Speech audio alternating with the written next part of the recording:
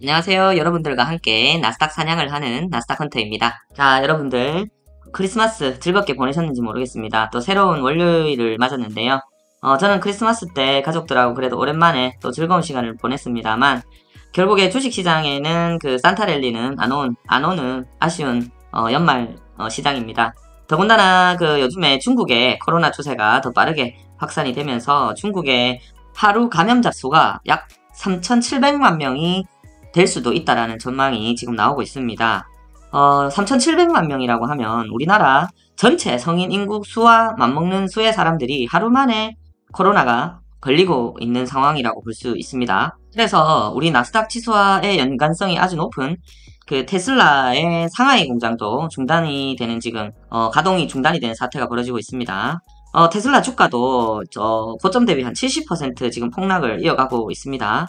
테슬라를 매수하시는 분들에게는 또 기준이 있다면 또 다른 어떤 기회 요소가 아닌가 하는 생각을 이제 해봅니다. 단 무분별한 매수가 아닌 어떤 규칙에 의한 계획에 의한 매수여야겠죠. 이런 와중에 중국 내에서는 이제 영화 아바타 2가 인기를 끌면서 영화관에서는 코로나 양성관, 음성관까지 이렇게 만들면서 운영하는 걸 보면 참 재미가 있고, 중국도 예전에 완전 사회주의 공산국가의 어떤 특성들이 조금 많이 완화가 된 모습을 보면은 한편으로는 참 흥미롭기도 하고 신기하기도 하는 부분입니다.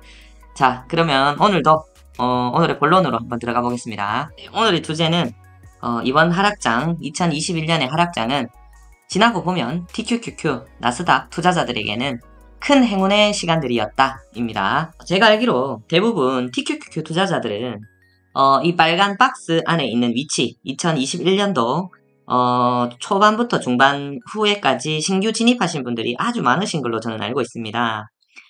그 중에 이미 다 매도하시고 떠나신 분들도 있고, 주변에는 또 이번 하락 후에 상승이 와서 본전에 도달을 하면 이제 난 절대 레버리지 상품을 거들떠도 보지 않겠다 이렇게 말하시는 분들도 제 주변에 또 있고, 뭐 다른 매체에서도 제가 꽤 본 걸로 지금 기억하고 있는데, 그렇지만 이번 하락장에서 TQQQ 외에 레버리지 상품의 특성들에 대해서 특히 많이 연구하시고 공부하신 분들에게는 아마 지나고 보면 2022년 이 하락장은 아마 인생 최고의 한 해였다고 이제 수년 뒤에 생각하고, 오히려 그때는 2022년도 이 하락장을 또 그리워하고 어쩌면 또 손꼽아 이 하락장을 기다리는 레버리지 투자에 고수가 되어 있으신 분들도 분명히 많을 것이라고 저는 생각이 듭니다. 그래서 TQQQ 성공 투자의 기본적인 5가지 5대 원칙에 대해서 짧게 정리해서 한번 말씀드려보는 시간을 가져보도록 하겠습니다. 이 원칙들은 서로가 다 구체적인 내용은 다를 수 있고 방법은 조금씩 다 상이할 수 있으나 이 5대 계획이 있어야 한다는 것은 꼭 말씀드리고 싶습니다. 이 방법들이 조금씩 다를 수 있고 그 포인트가 누구는 조금 더 높고 누구는 낮고 누구는 더 기다리고 누구는 빨리 어떤 계획을 실행하고 이런 차이는 있을 수 있으나 이 5개의 계획들은 꼭 기본적으로 스스로가 정립을 해놓고 TQQQ 투자에 임하시면 좋겠다는 생각이 듭니다. 그 첫 번째 요소가 최초 TQQQ 매수 시점에 그때 당시 지수 상황에 맞는 TQQQ의 비중과 현금 비중을 미리 설정하는 겁니다. 자, 쉽게 말씀드리면요, 최초 진입 시에 시장 전체의 분위기가 고평가다 혹은 저평가다 이런 대략적인 상황을 판단 후에 고평가 지점에서는 TQQQ 비중을 최초를 좀 적게 들고 시작을 하고, 저평가인 부분, 지금과 같은 상황이죠. 이런 부분은 TQQQ의 최초 진입 투입률을 40% 이상 잡는다든지 이런 구체적인 계획이 있어야 된다는 겁니다. 자, 예를 한번 들어보면요, 2021년 하반기 시장이 굉장히 좋았죠. 그때의 시장의 분위기는 시장이 굉장히 너무 오른다, 약간 과열된 것 같다, 이런 분위기가 만연돼 있었습니다. 개인 투자자들도 다 그렇게 생각을 했고요. 근데 닷컴 정도의 버블은 아닌 것 같다, 이런 분위기가 그때 당시에 이렇게 퍼져 있었어요. 자, 지금 현재도 쉽게 떠올릴 수 있는 부분이, 현재도 주식을 조금이라도 관심 있는 분은 지금 주식시장은 하락장이고 어느 정도 침체된 지점인 것 같다 라는 걸 알 수 있는 정도의, 그 정도의 본인의 기준이 일단 있어야 하고요. 구체적으로 그 수치를 나눠서 최초 매수 진입을 설정하는 비중이 나눠지면 더욱 좋겠으나, 오늘은 그 기술적인, 수치적인 부분보다는 이 요소가 있어야 된다는 부분을 미리 말씀드리고 싶습니다.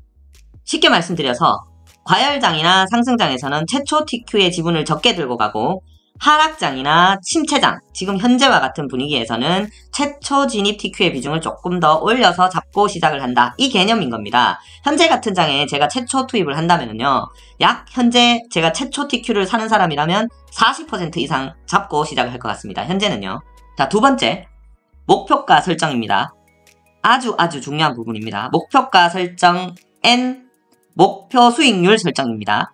자, 개개인별로 장기 투자 계획이 있고 어떤 분은 중기 투자 계획이 있고 어떤 분은 단기 투자의 계획의 차이는 있을 수 있지만 그리고 또 추가 매수에 의한 그 목표가가 또 가변적일 수도 있습니다. 추가 매수를 하면 목표가가 점차 내려올 수도 있죠. 원래 $50가 목표가였는데 하락장일 때 조금 추가 매수를 해서 나의 수익률의 목표가가 있다면 $48에서 밑에서 사는 물량이 있기 때문에 그 목표가가 변동될 수 있는 그런 계획을 포함해서입니다. 자, 익절 또는 부분 익절 또는 어떤 가격에 도달을 하거나 어떤 수익률에 도달을 하면 나는 다시 재리밸런싱을 할 것이다. 나는 이런 목표가가 미리 존재해야 한다는 부분입니다. 예를 들면 나는 TQ가 30% 수익 지점에 가면 다시 비중을 재조정하겠어. 또는 아니 난 다 팔겠어. 하는 목표가가 존재해야 된다는 겁니다. 이 이유는 이 목표가가 없으면 수익이 나도 더 오를까봐 익절을 못하게 됩니다. 주식시장에서 계획 없는 익절만큼 어려운 것이 없습니다. 익절은 그 순간이 항상 지나고 보면 후회로 남는 시점이 도래하기 때문에 목표가는 그것이 리밸런싱이든 전량 익절이든 단기 투자자든 장기 투자자든 초장기 투자자든 간에 목표가는 있어야 한다는 부분입니다. 다음 세 번째와 네 번째, 상승장 추가 매수 기준과 하락장 추가 매수 기준입니다. 자, 상승장 추가 매수 기준과 하락장 추가 매수 기준은 달라야 한다고 생각합니다. 왜냐면 하락장 추가 매수 기준은 현금을 조금 아끼면서 조금 더 침착하고 시간 조정에 방어할 수 있는 매수 기준이어야 한다고 생각을 하고요. 상승장에서는 그래도 단기적 하락을 겪었다가 다시 우상향을 할 수 있는 가능성이 많기 때문에 조금 더 짧게 추가 매수를 할 수 있는 포인트를 잡아내는 것과 그 비중들이 조금 가벼워야 한다는 특징들이 있습니다. 제가 청기누설 시리즈에서 영상으로 남겨드린 청기누설 4편 107일선 돌파 매수와 청기누설 2편 비중 설정 방법은 4번에 해당되는 하락장 추가 매수 기준들에 해당이 되겠죠. 자, 다음 5번입니다. 목표가 도달 시 비중 재조절입니다. 리밸런싱 포함이 되고요. 또는 전량 익절도 포함이 됩니다. 이와 같은 신규 계획 정립입니다. 어떻게 보면 다시 1번으로 돌아가는 작업입니다. 그래서 이 모든 것을 종합을 한번 해보면요. 1번, TQ를 시장 상황에 따른 일부 비중을 산다.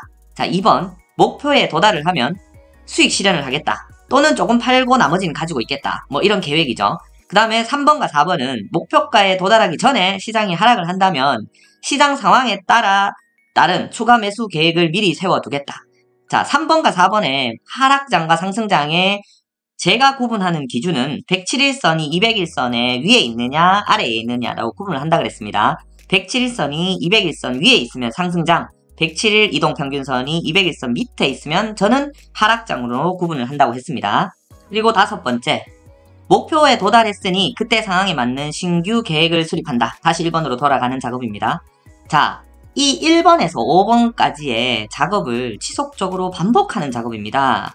그런데 여기서 주의해야 할 부분이 있습니다. 나는 시장 상황이고 추가 매수고 난 잘 모르겠고 지금 5억을 사서 100억이 되면 그때 팔겠어. 그전에는 절대 팔지 않겠어. 이건 계획이 아닙니다. 이유는요. 그 계획은 어쩌면 대폭락장을 맞으면 이루어질 수 없는 계획이 될 수 있기 때문입니다. 이건 계획과 전략이 아닌 운에 맡기는 도박 같은 거라고 할 수 있습니다. 도박과 투자의 차이는 기대 수익률에서 나옵니다. 투자는 지속적으로 이 행동을 반복을 했을 때 시간의 문제일 뿐이지 목표하는 도달점에 꼭 도달을 할 수 있는 계획을 두고 투자라고 합니다. 운에 따라서 이게 될 수도 있고 안 될 수도 있으면 그건 도박이라고 정의하기 때문입니다. 자기가 하는 일을 잘 알면 도박이 아니다. 무작정 돈을 붓고 기도를 올린다면 그게 바로 도박이다 라고 말을 하였습니다. 이것처럼 도박과 투자의 차이는 프로 갬블러들이나 프로 트레이더들은 분명히 이 부분을 가장 중요하게 생각하고 손익비에 가장 민감한 사람들입니다. 정육면체에 6면을 가지고 있는 주사위를 단 6번만 던지면 이 6면이 모두 나올 가능성은 동일하지만 특정 숫자가 여러 번 나오고 어떤 숫자가 나오지 않을 수 있는 게 현실입니다. 그렇지만 반복적으로 6번이 아닌 수백, 수천 번을 반복적으로 던지면 그 숫자들이 고루 나올 수밖에 없는 주사위 이론처럼 우리는 운에 맡기는 도박을 하지 말고 계획과 수치에 의거한 투자를 해야 합니다. 아인슈타인은 신은 주사위 놀이를 하지 않는다라고 말했습니다. 이 말은 운으로는 지속적이고 반복적인 위대한 결과를 내지 못한다고 말하는 것인데 이것은 우주의 순리이고 세상의 이치이기 때문입니다. 자, 오늘 영상이 조금 길어졌는데요. 우리 모두 위에 말한 꼭 이 5가지 요소를 잘 계획하시고 실천하셔서 모두 성공적인 투자 그리고 이 하락장 잘 헤쳐나갔으면 좋겠습니다. 자, 그럼 마지막으로 비중 공지하면서 영상을 마치겠습니다. 여러분들의 성공 투자를 기원합니다. 성투!